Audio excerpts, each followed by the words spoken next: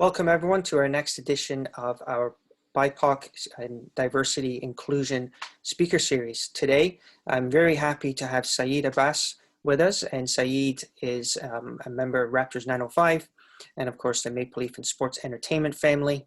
And today we've got Syed to discuss his experiences and provide some information to Waterloo Minor Soccer Club athletes, and I'm really interested to hear his story and how he's moved within the soccer world, within the sport world, and what life's like working for Raptors 905. So welcome, Syed.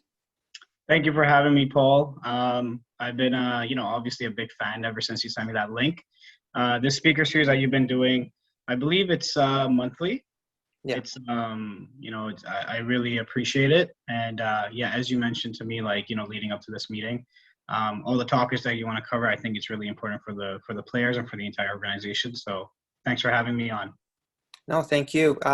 Maybe we can get started with just a bit of a background about you. Let everyone know who you are. Yeah, so as you mentioned, my name's Syed. I joined Maple Leaf Sports Entertainment in October 2017. So in a couple of days, it'll be 4 years. When I joined the company, I was in their ticketing department under their Raptors 905 brand, and I was an account executive for their sales team. So what that basically means, it was myself and 5 of my teammates. Our sole function was to make sure that we're filling every game for the Raptors 905 with fans, and we are delivering on different fan experiences. And the way we did that, we sold season ticket memberships, we sold group tickets, we serviced our members as well, and everything else that came in between that in terms of when fans enter the arena, their entire experience that they experience as a fan, all the way till the end. So that was my job for, about 3 years. And in 2018 as well, the Toronto Argonauts football team joined MLSE. And at that time, that was also a brand that my team helped out with. So the way it would work is, during the winter months all the way till spring, we were fully focused on Raptors 905 during our season. And then once the off season started for the Raptors 905, we focused on the Toronto Argonauts, helping that brand, get fans back in their arena and everything. So, on that side, I also did sales, and then so I did that for 3 years. And then this past January of just this year, my role switched a little bit. So I'm still an account executive, but I'm on the membership team now. What that means is, prior to this role, every sales rep on the Raptors 905 team, their function was to sell tickets and as well as service members. And we got divided, all the different members equally. But now, since January, I'm in charge of, being the brand lead for the membership services for the Raptors 905. So my job is to make sure that our season ticket members have the best experience from the moment that they buy their season ticket all the way till the end of the season. And everything that is included in the membership package, that's up to me now. Just making sure they have the best experience in all of the league. And I've been doing that since January. At the same time, I'm also managing a couple hundred Toronto Argonauts accounts as well. So it's been a little bit different, but I'm really happy with the new role that I'm in now. Perfect, thank you. I can say I've been to a number of 905 games, and I love it. It's a great experience. Yeah. And it's a great family experience as well. A lot of families there, and the players have been fantastic. Saying hi, to the kids, signing autographs. Sometimes you see some Raptors players there as well, and really enjoy it, and definitely be back for this coming season.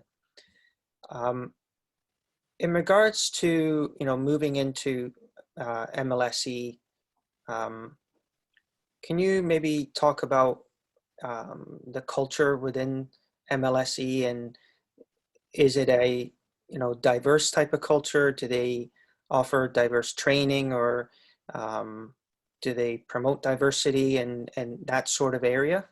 Are you able to maybe touch on that a little bit? Yeah, definitely. The culture at MLSE from the moment I've been here, since my experience has been fantastic when it comes to making the employees feel included in, all activities of our workplace. I've never felt that, we could do this differently or that differently. I've always felt included in that sense. And I think the best part about working here is just the ability to let you be who you are in terms of your work as well as outside of work.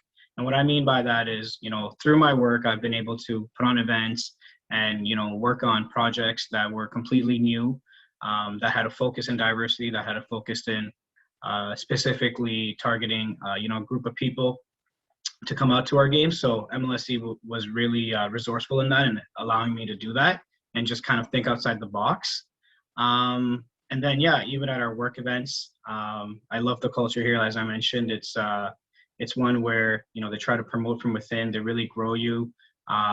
They help you develop, and they do want to see you as the next leaders in the company. So yeah, ever since I've been here since 2017, I've loved the culture.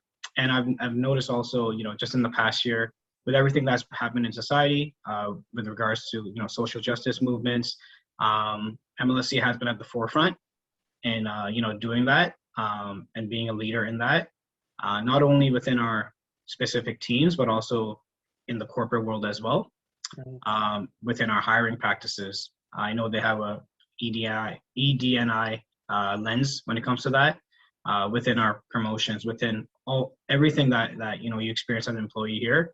They're always thinking from that lens, and I really appreciate that, because I know there might be organizations that don't do that, and there might be people that look like me and my colleagues that may not experience what I experience here. So I really appreciate that from MLSE, and I know that there's still a lot of work to be done from everybody, but at the same time, it's, they've taken a really strong step forward and hired some really great individuals to lead that department. And we're starting to see initiatives inside the company, within our sports teams, and also, outside the company as well, in terms of, how we're going out into the company, communities, and, having impact. Yeah, it sounds amazing that they're really promote that in regards to their employees and of course the local communities that they serve. We did speak briefly before this about some events that you've been involved with, and specifically with the Muslim community. Yeah. Do you mind expanding on that a little bit and just letting us know, what it was like, how successful it was? Are there more in the future? For sure. That's a great question. And yeah, so the Muslim Heritage Day, I'll tell you a little bit of a story how that came to be. When I joined the company, obviously I was working on the Raptors 905, which is the affiliate of the Toronto Raptors. And, we had to think really outside the box and get creative with our group events. How do we get a group of people to come out to games? You have groups that come for field trips for like schools. You have groups such as, church groups, not-for-profit groups, like anything that allows people to hang out together. Why don't they come to a game? So one of our main pillars is Heritage Nights. And when I joined at that time, we did a really good Chinese Heritage Night. We've done just different communities. And I always thought, hey, I'm from the Muslim community.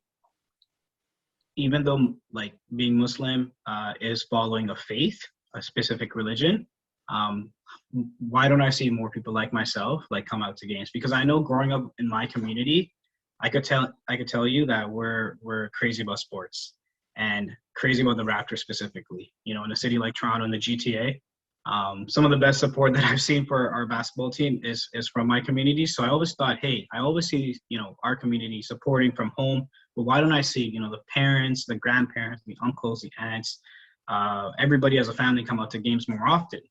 And that, that always stuck with me. And the thing was at that time, I grew up in Toronto, so it's not like I knew everybody from the community. I actually didn't have that many friends from the community, just a couple guys from school. So I wasn't really connected that well, but I like that challenge. How do I go and start something from scratch that had never been done before? So in my second year, once I've done 1 year of understanding the entire business, I really started to do some research. And what my vision was, we wanted to get folks from the community out to a Raptors 905 game, but not just, hey, here's a ticket, discounted ticket. It's like, what else do they get in that package? And, going back to the conversation we're having now, one of my goal at that time became was that I wanted to be a leader within my community. So I started looking for other leaders within the sports entertainment world that are Muslim, because there are not a lot of people that I see, at least, that are Muslim within this industry as of right now. So I highlighted a few key people within the Muslim community that work in sports entertainment. We had a couple of sports anchors. We had people that work in the fitness industry. We had people that work in basketball on the court. So I grouped everybody together. It was 8 of them. And I said, I want to create a package in which, if you are from this community, you get a discounted group ticket. You come to the game, you enjoy the game at halftime. They give them a shout out. There's different experiences that we had within that package that specific kids from that community got, such as, high five tunnels with the players, things of that sort. And then I said, after the game within that package, we're going to set up an event that happens in which, you come with everybody that you came to the game with, and you hear from these individuals that are professionals within the sports industry that are Muslim. And that way it was a panel in which, those folks could highlight, what they do, how, they grew within their industry, how they got in, and just advice for the kids. And the first year we sold a couple hundred tickets, I believe, which was great because it was never done before. And, we had that post-game event, which a lot of people love because, there's a lot of influencers that were on that panel. There were a lot of people that kids like me grew up, admiring and saying, hey, I want to be like that person. How did they get their break in sports? Yeah. So it was a great event. And then the second year, I wanted to do bigger. And at that time, we had Sharif Abdurrahim, who used to be an NBA player for Vancouver and other teams. He had retired and he had become the NBA G League president. So he was a new G League president at the head office in New York. And I had met him once or twice at that time. So I always kept that in the back of my head that, hey, here's a person. Not only does he work in the industry, he was one of the first visibly Muslim players in the league when we were growing up. And I said, how cool would it be to have him out? Because, he is the president of the G League. It's a great fit. So we reached out, we set that up, and we promoted. I went back to the community partners that I created within the Muslim community. There were a lot of businesses, not-for-profits. And, the second year I was really proud of, because what we were able to do was, we had a package in which if you buy a ticket to this game from the Muslim community, you come out to the game, you have the experiences like I mentioned. But now we also had a new sponsor for the arena, Paramount Fine Foods. And if people don't know Paramount Fine Foods, they're a halal food-based group. So, they sell shawarmas and food of that sort. So they were able to give them a food discount as well as food coupons. There was a lot of really great experiences for the community within the game. And then after the game in the same arena, just attached, we had that post-game event with the G League president, Sharif Abdurrahim. And at this event, we had just over 800 people, wow, which was huge for me because my goal was 1,000 because I was a record and whatnot, but I got to 800, which was good. And he was great. The post-game event was amazing. He spoke about his experiences being an NBA player that was Muslim during the 90s, which at that time was never heard of. Growing up in Atlanta, playing for different teams, and then transitioning after the NBA into his role at the league office and, being promoted within from that. So that was an amazing event. And 3 days after the pandemic started. So wow, we didn't get a chance to do Muslim Heritage Day, this past season because our team was in the bubble. However, we're actually planning on doing one. And this year is going to be special as well because we are teaming up with the Toronto Raptors. So we're going to do 2 events. We're going to do one at the Raptors game and also at the Raptors 905. Well, congratulations. To start with 200 people is great, but then in 1 year, quadruple that, and to get somebody of Sharif's stature is definitely something you should be very proud of. Thank you for that. Yeah, it just and you've given me an idea, I think, when it comes to us at the soccer club and having or doing something when it comes to multicultural. Right? Mm-hmm. We know that sport is a universal language, right? And like you mentioned, in your local community, it's basketball. But I think especially with the Raptors way they've been lately, but even maybe going back to the Vince Carter days, is you can go to a basketball court and it really is a lot of different people there playing the game. Hmm. Right? It's a game that you don't need to have a lot of money, you don't need a lot of space, Hmm. you don't need a lot of equipment, and it just allows for people to participate at any level, and no matter your economic status, there's a hoop at a school somewhere close by. Exactly. Yeah. Yeah, and I think that's one of the big things about sport, and it's like I said, you've given me idea of maybe within the Waterloo region is invite people from different faiths or different ethnic communities, and um, embrace them in the sense of showing them that we're here and Mhm. showing that we can provide sport for them. And yeah, I think that's thank you for that, because that's definitely something I'm going to look into. Um, and going forward in your career, and thinking about what you've done so far, and how you've brought that community feel, and I think even now calling you a leader in that community. Um, what do you think is next for you in terms of your career, and how you want to move forward? Yeah, no, it's a good question, and I think about that all the time. For me, I'm really happy where I'm at now. I am, fully invested in growing within this company. As I said earlier, like I just love the culture here. I love that we're very forward thinking, and I see myself being a leader at this company. Hopefully, one day. That's my ultimate goal.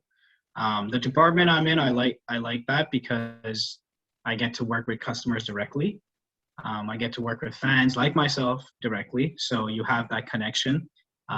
When the team's not doing so well, you could feel that. When they are doing great, you feel that as well with the fans. So I do want to be a leader within this company in the future. Keep growing in the position I'm in now, in a customer-centric role. But ultimately, whatever the day job is that I'm doing within MLSE, I don't think about that too often because I know, okay, I want to just keep growing. But what I always think about also, beside that, is the fact that how can I keep giving back to the community? Working in sport is such an impactful role if you want it to be. As you know, sports has a direct impact on communities, on individuals, on full families. So everything I think about is, hey, I know that I have a job to do ultimately, but I don't just look at it like that. I also look at it, how can I use this to impact communities? Not just my community, other communities. How can I use, the position I'm in now, whether I'm at the lower end of the corporate structure or at the very top, how can I use every position I'm in to impact different communities within the GTA, within Canada, globally, hopefully one day. So yeah, that's what I think about as well. So whatever position, I want to achieve in my career, I never want to lose sight of that. And that's when I think about career progression, that's always something I'll think about as well. That's great, and best of luck to you in your career. I'm sure you're destined for great things, and I've seen that. We've known each other now for a couple of years, and definitely enjoyed getting to know you, and getting to know the Raptors 905 as well, and everything you do within that. And I would love to get some of our athletes Mhm. to the 905 this coming season, and when they're there, they can hopefully say hello to you, and get to know you as well. Um, For sure. yeah, And one thing I was just gonna say was, you keep me posted as well. Whatever Waterloo United needs, I know that you have a huge focus on developing your players, not just on the field, but also, growing them out of that. So, whatever you need from us, we're always happy to help. And yeah, hopefully we see one of your athletes making it pro. Maybe not if it's not the sport, then within the company and growing from there as well. yeah, definitely. before we go, I just wanted to maybe ask you if there was anything else, any final words that you can give to our athletes, before we end the conversation here today. For sure. Yeah, one thing I would say is the position that all these athletes are in today in terms of having the opportunity to play for a club, to be with their friends, to be out there, just enjoy doing what they do outside of school. That's a privilege. A lot of kids in different communities like myself didn't have that growing up, and I want to be able to provide that for my kids one day, to give them an opportunity to not only develop their skills but also learn everything else there is to learn through playing sports. So yeah, just be in the moment, enjoy that. There are countless amounts of skills that you learn as an individual by playing in organized sports from a young age. So embrace that, and always remember that there might be days where you're not having the best day, and maybe you don't want to go play, or maybe you don't want to go to practice and whatnot. But there's somebody else that would love to do that. So yeah, just be in the moment, stay focused, and just keep playing the game for as long as you can, because first of all, it's beautiful, but also there's so much to get out of it. So that's my only advice. No, that's great advice. Thank you, Syed. Yeah, it's really, enjoy it and, Enjoy it. love the game, right? And I think there was a quote somewhere that said, if you love the game, it'll love you back, right? Exactly. And no, thank you very much for that. And thank you again for being on the speaker series today. We really appreciate your time, and best of luck with the current or the upcoming 905 season. I will definitely keep an eye on it. Yes. And I would love to get some of our players out, and maybe we even in the future we can give some tickets away to some players, and get them down there to experience it as well. So thank you again. Thank you so much for having me.